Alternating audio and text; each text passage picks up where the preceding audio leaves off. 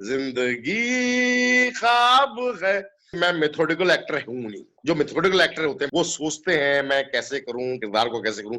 मैं स्पॉन्टेनियस हूं। मैं किसी किरदार को अपने अंदर ढालता नहीं हूं, मैं उस किरदार में ढल जाता हूं। अगर कोई भी इंसान बॉलीवुड में घुसना चाहता है, सपने मत देखो, जो तुम्हारा टैलेंट है उस पर यकीन करो। मेरे लिए ऐसा नहीं होता कि करण जौहर की फिल्म फिल्म है और अब कोई नया डायरेक्टर है उसकी फिल्म फिल्म नहीं है, मुझे ऐसा नहीं लगता है। मेरे को कोई डायरेक्टर जब नरेट करता है, पहली लाइन पे मैं डिसाइड कर लेता हूँ कि मुझे फिल्म करनी है कि नहीं करनी। पब्लिक जो है ना, पब्लिक ये बड़ी मुश्किल वाली कौम है। इस कौम को समझना पड़ेगा। इसको सुशांत सिंह ने नहीं सुना। अगर सुशांत सिंह सुनता ना तो वो इस झमेले में नहीं पड़ता। सुशांत बहुत ही रिजर्व टाइप का बंदा, बहुत हंसमुख और बहुत इन्वॉल्व था उस फिल्म में। हमारी दुनिया में लोग जो सेलिब्रिटी बना देते, यूरोप में जैसे एक किसान है वैसे एक एक्टर है, कोई फर्क नहीं है वहां। रणबीर कपूर एक्टिंग जानता है और एक हलवाई एक्टिंग नहीं जानता है। तो सबका अपना अपना काम है। आपका काम है लोगों को एंटरटेन करना। आप वो एंटरटेन करते हो। दिलीप कुमार साहब के साथ एक्टिंग करना चाहता हूं, वो नहीं होगा, मुझे पता है। Hi, I am Rajesh Sharma. You are watching Bollywood OTT on VCR Play. Guys, welcome to another rocking episode of Bollywood OTT यानी कि Bollywood Over the Top। मैं हूं RJ Prince and याद रखिए this show is brought to you by Fortune Gulf, exclusive distributors of Patanjali products here in the UAE and Carfair। भाई 25 सालों से car rentals का नंबर 1 नेम। चलिए आपको मिलाते हैं हमारे आज के सेलिब्रिटी से। इनके बारे में मैं क्या कहूं यार। 1990 में दिल्ली के नेशनल स्कूल ऑफ ड्रामा से ये पास आउट हुए। 1996 में गुलजार साहब की माचिस इनकी डेब्यू फिल्म थी और तब से लेकर अब तक जिस भी फिल्म में इन्होंने काम किया है, इनके कैरेक्टर ने फिल्म को आगे आगे और आगे बढ़ाया है और इनकी परफॉर्मेंस लोगों को बेहद पसंद आई है। Ladies and gentleman, please welcome Rajesh Sharma. Thank you very much sir. सबसे पहले तो यही कि बहुत बहुत आपको बधाई and you know of course GL50 जो है सोनी लिव पे काफी अच्छा उसका रिस्पांस आ रहा है, काफी अच्छा यू नो हमें लगी। लेकिन जब मुझे लगता है कि पहली बार हिंदुस्तान में एक साइंस फिक्शन पे फिल्म बनी है। इससे पहले जो बनी थी वो बकवास थी, ये सही फिल्म बनी है। तो जब आपने पहली बार ये स्क्रिप्ट आपके सामने आई तो were you confused, were you क्या था आपका पहला रिएक्शन? जो मेरे पास स्क्रिप्ट आई तो मुझे देखा कि यार, मुझे लगा कि यार ये फिल्म मुझे करनी चाहिए, क्योंकि हिंदुस्तान में साइंस फिक्शन पे फिल्में बहुत कम बनती हैं। ज्यादातर जो फिल्में बनती है वो मारधाड़ की बनती हैं, या तो हीरोइन की बनती हैं, या हीरोइन के पीछे गाना गा रहा होता है और उसको पढ़ा रहा होता है, बस यही होता है। ये पहली फिल्म मुझे लगी कि नहीं यार, इसमें तो मुझे काम करना चाहिए, क्योंकि ये टाइम स्पेस को लेकर फिल्म थी और टाइम स्पेस हिंदुस्तान में लोग समझते नहीं है अभी तक तो लोगों को पता नहीं है कि what is time space basically. पैदाइश आपकी पंजाब की, कट टू 1990 NSD दिल्ली, फिर कोलकाता में एक यू नो थिएटर ग्रुप के आप अच्छे खासे आप you know you were a part of that group और आगे बढ़ते। लेकिन कभी आपको रियलाइज हुआ that the public loves you? जैसे खोसला का घोसला में आपका एक डायलॉग था जब आप अनुपम खेर साहब से कहते हैं वो खुराना साहब लव्स यू, उन्होंने तो मुझे पर्सनली भेजा है। तो आपने कहा रियलाइज किया कि the public loves you? Sir, मैं जब कलकत्ते में एक थिएटर कर रहा था तो एक हमारा थिएटर था, प्ले था होली, जो कि केतन मेहता ने भी टेलीफिल्म बनाई थी। वो आमिर खान की सबसे पहली फिल्म थी और वारकर की। तो वो प्ले हमने किया कलकत्ता में।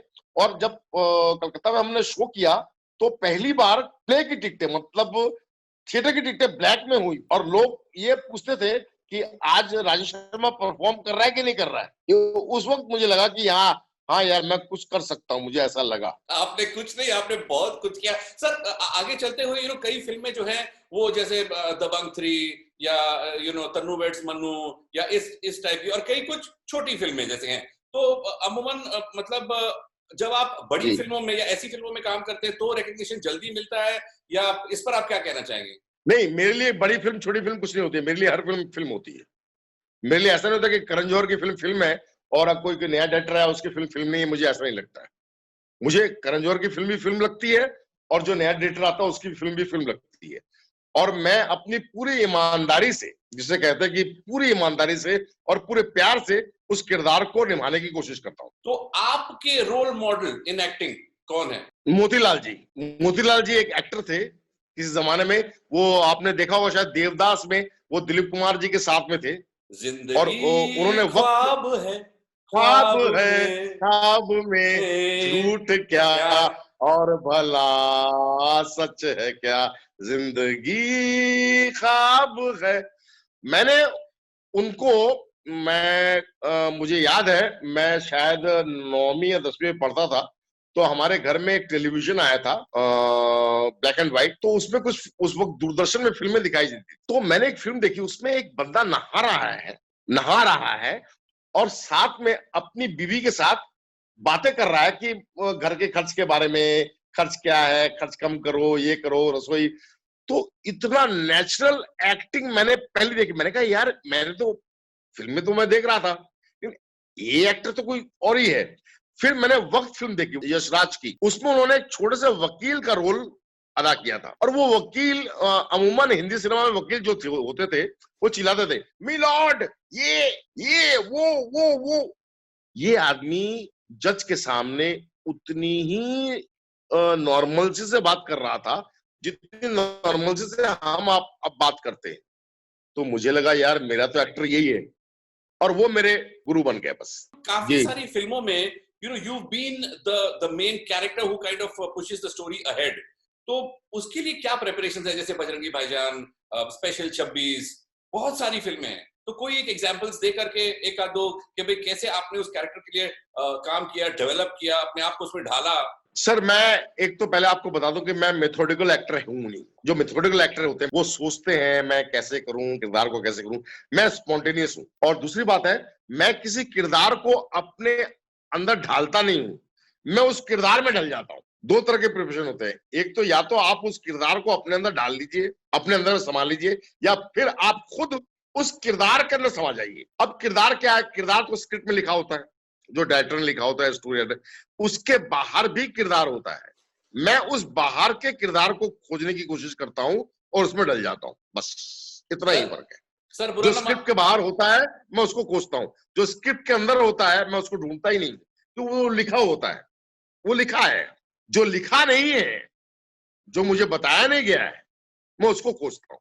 सर, मिसाल के तौर पर स्पेशल 26 ले लेते हैं, जोगिंदर सिंह का किरदार, जो रोज सुबह उठ करके अखबार खोलता है, देखता है कि उसके कारनामे छपे हैं नहीं।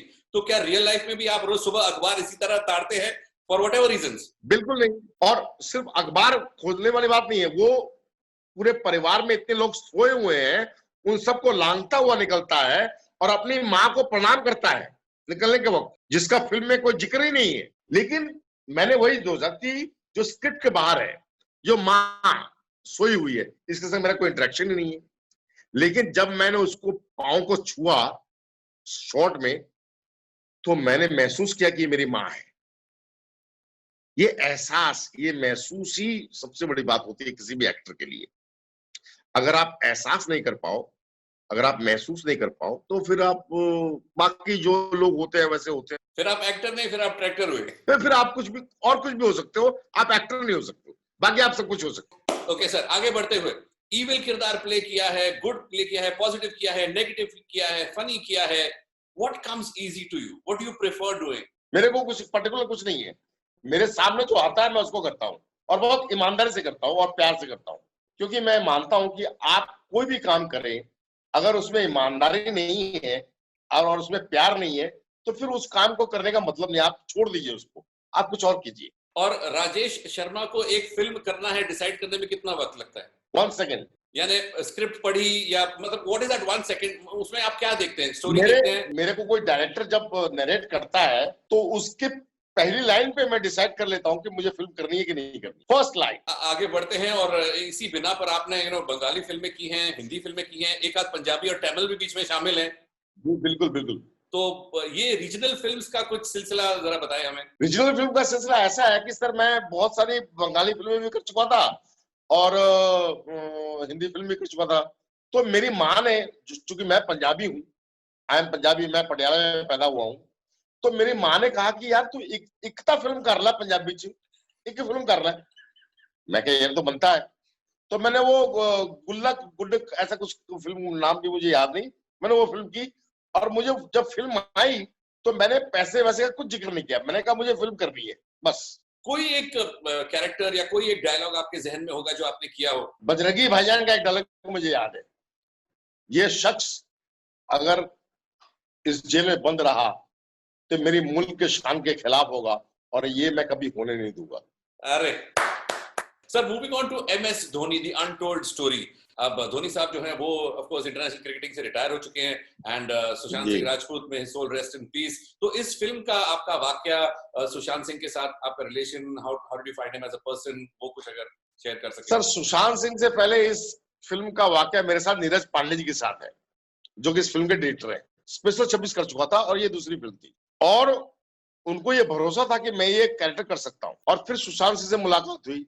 सुशांत बहुत ही रिजर्व टाइप का बंदा, बहुत हंसमुख और बहुत इन्वॉल्व था उस फिल्म में, सिर्फ अपने कैरेक्टर को लेकर नहीं, बाकी और कैरेक्टर्स को लेकर। और जब मुझे पता चला, मेरे कानों में आया, पहले तो मैंने यकीन नहीं किया, फिर जब बॉलीवुड से और 2-3 डायरेक्टर ने मुझे व्हाट्सएप किया, तब मुझे यकीन आया, यार ये कैसे हो गया यार। नेपोटिज्म और इनसाइडर आउटसाइडर, तो इस पर आपकी राय, और कुछ किसी नए बंदे को अगर बॉलीवुड में घुसना है तो उसको क्या एडवाइस देंगे आप? अगर कोई भी इंसान बॉलीवुड में घुसना चाहता है तो मेरी एक ही एडवाइस है, सपने मत देखो, अपनी जो तुम्हारा टैलेंट है उस पर यकीन करो, दैट्स ऑल। इसको सुशांत सिंह ने नहीं सुना। अगर सुशांत सिंह सुनता ना तो वो इस झमेले में नहीं पड़ता। चलिए आगे बढ़ते हैं और दर्शन करते हैं OTT के, ओवर द टॉप, जो प्लेटफॉर्म आजकल बहुत प्रचलित हुआ है, क्योंकि थिएटर्स मेरे ख्याल पूरी तरह से खुले नहीं है। और OTT में क्या क्या देख रहे हैं आप, और किस किस्म के कंटेंट को पसंद कर रहे हैं आप? सर, मैं कुछ नहीं देख रहा हूं। मैं सोशल मीडिया में बहुत, I am very unsmart kind of person. मैं सोशल मीडिया में नहीं, मैं कुछ नहीं हूं। मैं अपना काम करता हूं, लिखता रहता हूं और थिएटर करता रहता हूं बीच बीच में, और फिल्म करता रहता हूं, बस। सर, मैं तो कहीं पहुंचना ही नहीं चाहता था, मैं कुछ बनना ही नहीं चाहता था, मैं तो बम्बई में आया ही नहीं। मैं जो जानता हूं, जो काम जानता हूं, जैसे एक मोची जूता सिलाई करता है, एक डॉक्टर पेशेंट को देखता है, एक वकील किसी का केस देखता है, मैं वैसा ही एक एक्टर हूं। जो मैं एक्टिंग जानता हूं, मैं एक्टिंग करता हूं, बस, और कोई फर्क नहीं है। मैं कोई सेलिब्रिटी नहीं हूं। ये लोग, हमारे दुनिया में लोग जो सेलिब्रिटी बना देते हैं, रणबीर कपूर मिठाई बना सकेगा? जानता ही नहीं है वो। रणबीर कपूर एक्टिंग जानता है और एक हलवाई एक्टिंग नहीं जानता है। तो सबका अपना अपना काम है। मेरा काम एक्टिंग करना है, मैं वो जानता हूं। मैं उनको जानता ही नहीं हूं। मैं मिठाई बनाना नहीं जानता हूं, मैं जूता सिलना नहीं जानता हूं, मैं कपड़ा सिलना नहीं जानता हूं, मैं दर्जी भी नहीं हूं, मैं राजमिस्त्री भी नहीं हूं जो मकान बनाता है। ऐसा मैं एक्टिंग करना जानता हूं, वही। तो बाकी लोग जैसे हैं वैसे मैं हूं। मैं अलग कहां हूं यार? हमारे समाज का एक तबका हमको अलग कर देता है। यूरोप में जाओ आप, यूरोप में जैसे एक किसान है वैसे एक एक्टर है, कोई फर्क नहीं है। वहां कोई सेलिब्रिटी को लेकर नहीं भागते हैं। क्यों नहीं भागते हैं? आपका काम है लोगों को एंटरटेन करना, आप वो एंटरटेन करते हो। कोई ऐसा प्रोजेक्ट, कोई ऐसा रोल, ड्रीम रोल जो करना बाकी है, जहन में है, यार ये किरदार निभाना है? एक सपना है जो पूरा नहीं होगा। मैं दिलीप कुमार साहब के साथ एक्टिंग करना चाहता हूँ, वो नहीं होगा, मुझे पता है। दिलीप साहब की कौन सी फेवरेट फिल्म है? दिलीप कुमार साहब की सब फिल्में फेवरेट है सर। पहले तो देवदास में जो उन्होंने काम किया, क्या मतलब, क्या बताऊं आपको। और फिर सर मैंने एक फिल्म देखी थी, सगीना महातो। वो उनकी हिंदी और बांग्ला बायलिंगुअल एक फिल्म थी, तमन सिन्हा जी ने बनाई थी। मुझे नहीं लगता कि कोई हिंदुस्तान में कोई एक्टर है जो वो कैरेक्टर कर ले। उस फिल्म में दिलीप कुमार साहब जी का कैरेक्टर आज की डेट में भी, अगर वो रीमेक भी होगी ना, there is nobody to play that role. तो अपने फ्यूचर प्रोजेक्ट्स के बारे में कुछ बताएं, क्या क्या आ रहा है? सर, फ्यूचर प्रोजेक्ट्स में मैं अभी लक्ष्मी बॉम्ब में रिलीज होने वाली है अक्षय कुमार जी के साथ, और एक उनके साथ एक और फिल्म कर रहा हूँ दिसंबर में, और एक फिल्म कर रहा हूँ मैं अब्बास मस्तान जी, वो प्रोड्यूसर है, एक आलिया भट्ट के साथ है। कौन से फिल्म मेकर या कौन से प्रोड्यूसर डायरेक्टर के साथ ज्यादा रैपो या फेवरेट? मेरे फेवरेट सर दो ही हैं, एक नीरज पांडे है, एक राजकुमार गुप्ता जी है, जिनके साथ मैंने नो वन किल जेसिका की, घनचक्कर की, और फिर इंडियाज मोस्ट वांटेड की, और नीरज जी के साथ मैंने स्पेशल 26 की, MS धोनी की। सर थैंक यू, आपने हमें टाइम दिया। Wish you lots of luck and success.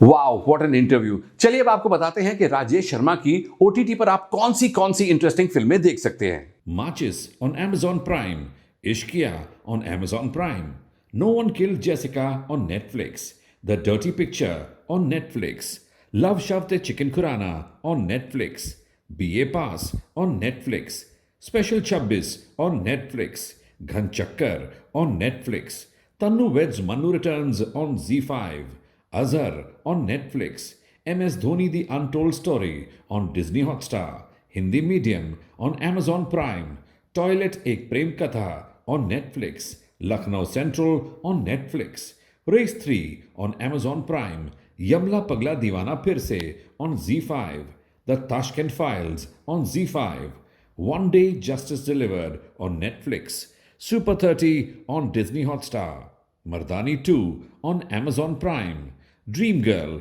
on ZEE5, Dabang 3 on Amazon Prime, Patal Lok on Amazon Prime, and JL50 on Sony Live. Well, that's it for this episode of Bollywood OTT यानी कि Bollywood Over the Top. मैं हूं RJ Prince और याद रखिए this show is brought to you by Fortune Gulf, exclusive distributors of Patanjali products here in the UAE and Carfair. भाई car rentals में 25 सालों से number 1 name. Entertainment entertainment entertainment